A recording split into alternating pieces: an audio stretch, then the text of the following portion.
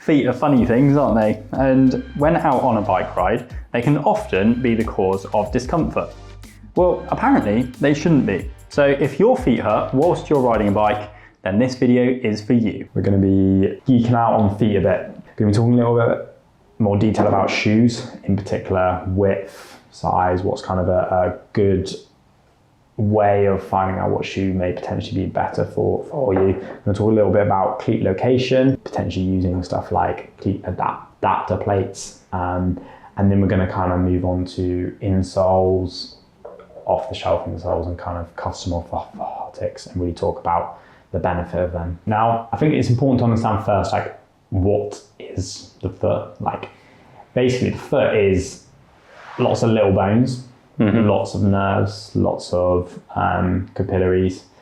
In between your toes, there's sacs of fluid as well. So there's a very high chance for potential discomfort to come into play. So some of the key discomforts I'm kind of seeing is numbness, hot spots, cramping in the arch, pressure on the top of the foot, pain in your Achilles, and then that can kind of spread up to the knees and all, and that's kind of a different ball game again. But it's important to understand that, okay, this is a very delicate structure. It's also the area where we apply all our force through.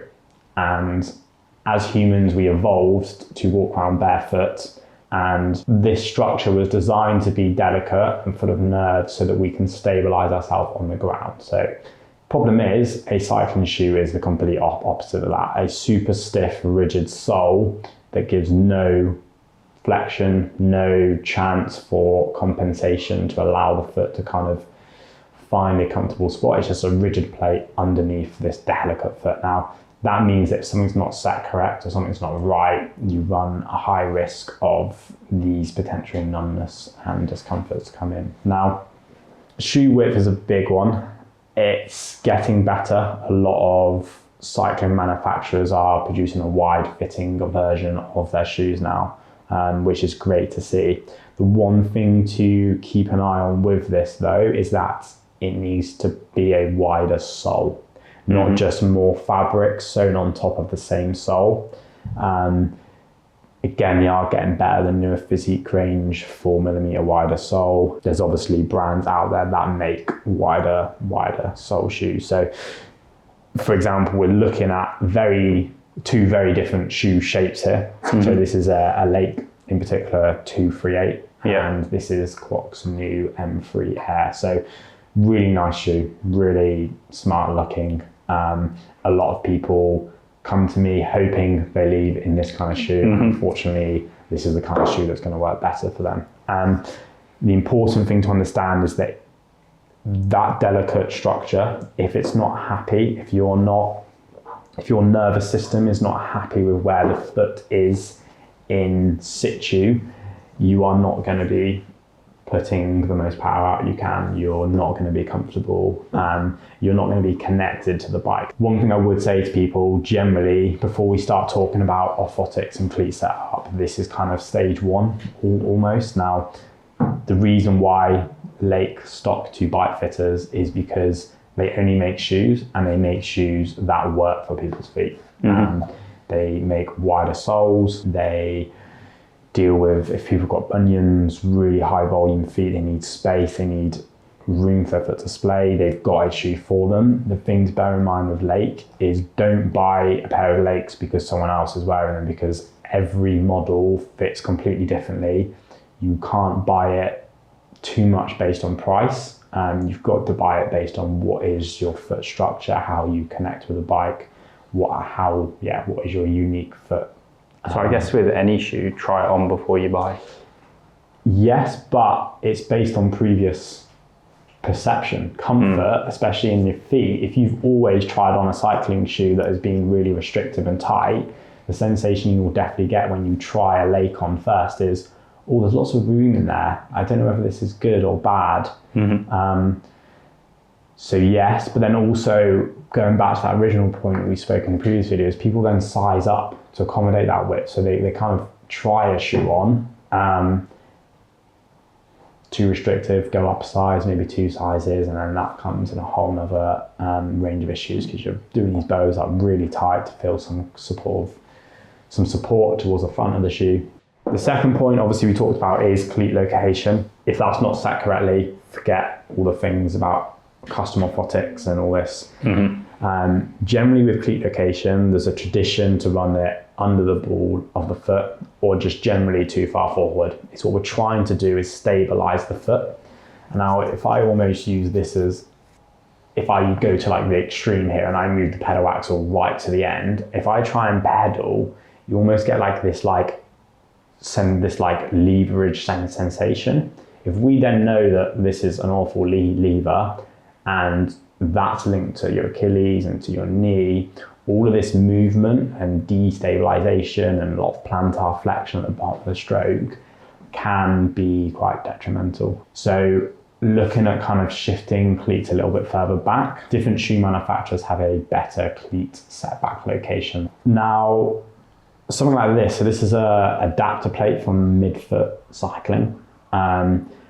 I use these sometimes when people do have potentially incorrect fitting shoes and they maybe can't change their shoes at this point. It's not my job as a bike fitter to say, that's it, I can't help you. It's my job to go out, this is what we're working with, absolutely fine, let's maximize your comfort. This just allows us to basically get more rearward cleat shift, basically. The reason why that's important, if we can stabilize the foot, if we can reduce this ankling almost and improve this stability, that's going to promote potential recruitment of hamstrings, of glutes. It's going to reduce the need for all these ligaments and muscles around here to be firing to keep your knee tracking in a straight line. It's really just going to improve your overall comfort and connection with the bike. So yeah, carrying on with cleat setback, I would generally say for an endurance-y based rider, not doing any kind of sprinting out of bends, no like track sprinting stuff, you can really benefit from potentially adopting a bit of a rear cleat setback location. So assuming cleat location is kind of set correctly, and you're in the correct shoe, the next thing we're going to kind of go into is insoles. Now, this is a stock insoles here. They are slightly different. Insoles that come stock on a shoe, if we're talking about how delicate this kind of structure is and we're trying to improve stability, stability comes through connection. Stability comes through your foot knowing where it is in situ. So knowing, okay, it's planted in the shoe, I can feel the front, I can feel the middle, it's supported, there's no like instability. One thing I generally say to people is take your insole out, have a look. The toes are worn, if one's more worn than the other because you're potentially clenching your toes, it's a bit of a telltale sign something's going on, and that you're potentially loading a certain part of your shoe. And generally is where we see performance benefits coming from orthotics. What we can see here is this is kind of quite a standard foot shape, quite a normal kind of shape arch. And most people, I would say 90% of the people that come in here have a arch height foot shape that requires something more than a thin bit of foam that has nothing else other than 1 millimeter across the whole shoe. A bit of a misconception as well is that these are all taken into account that they're kind of focusing on one arch. This part, your foot actually has 3 arches. It has this main one that most kind of off-the-shelf insoles focus on. You do have a small arch here, but you've also got an arch in this part of your foot. Now, because the cycling shoe is rigid, if we are placing a lot of force and power and pressure through the pedals onto a stiff carbon sole, we can almost get this like collapsing sensation occur. And this collapsing sensation, one is going to increase how much your foot splays, which if it's restricted in the shoe and you haven't got that space, not ideal for the nerves and all the delicate structures in your feet, but it's also potentially going to run the risk of something like plantar fasciitis. So that's literally just the soft tissue being overused and strained within like this part of your foot. So again, the benefit of a custom orthotic is that you're kind of taking all of them into account and supporting them evenly. Could be done for running as well, and everyday footwear. So I've made a few for doctors that are on their feet all day, but then maybe come home and jump on the bike, and they've got them in their cycling shoes and they want both. They are made removable so that people can go, oh,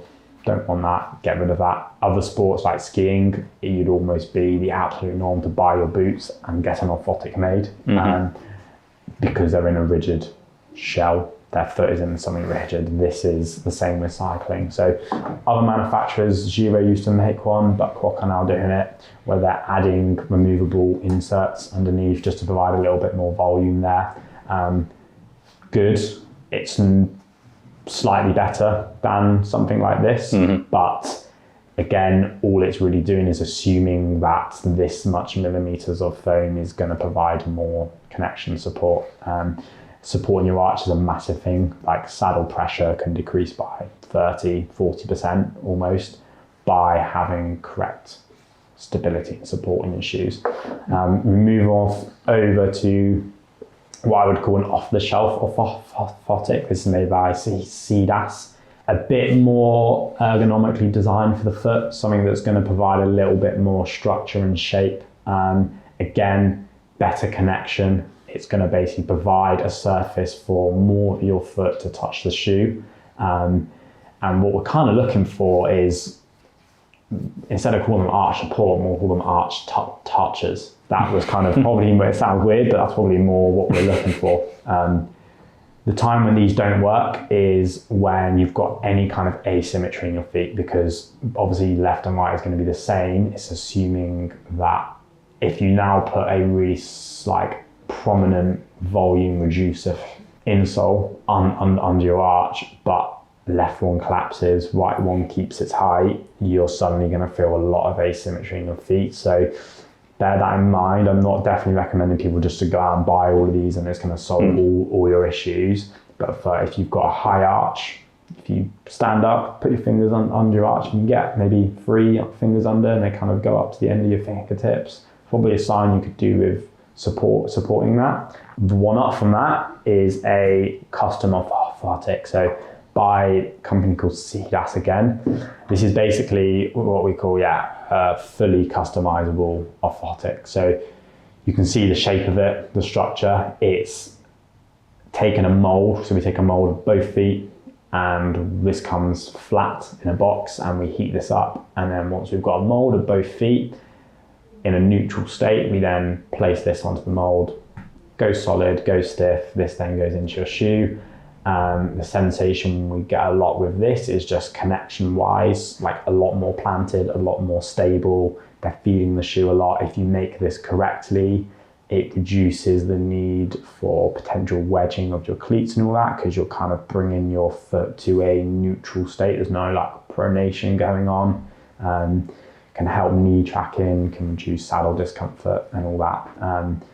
Generally, I put these in people if they've got asymmetrical feet and struggling to find comfort, but also a lot of racing cyclists who just don't have any discomfort, but want to find some watts. And you can definitely, so Astana Pro Cycling Team developed this insole through testing.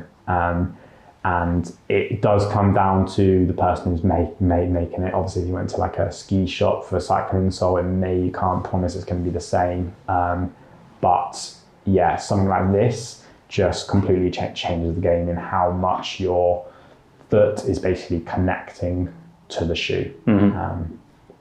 So yeah, it really takes the individuality of each foot. And once that's in your shoe, they do need to be replaced every 12, 18 months or so, but yeah, it's definitely based on how important the foot connection is. So that's generally talking about feet and the importance of them, and I think people definitely underestimate the kind of the possibility to gain comfort and performance from kind of this area. Almost wish their companies would do a little bit like this, but maybe when you select a shoe, you can do some kind of way of measuring your arch and they'll just have 3 different volume sizes of this. That would be cool. But yeah, that's kind of, yeah. Let us know if you've ever had foot pain down in the comments section below. If you've enjoyed this content, then please give it a thumbs up. Subscribe to the channel for lots more bike fitting advice and general other bike shit. And we'll see you next time.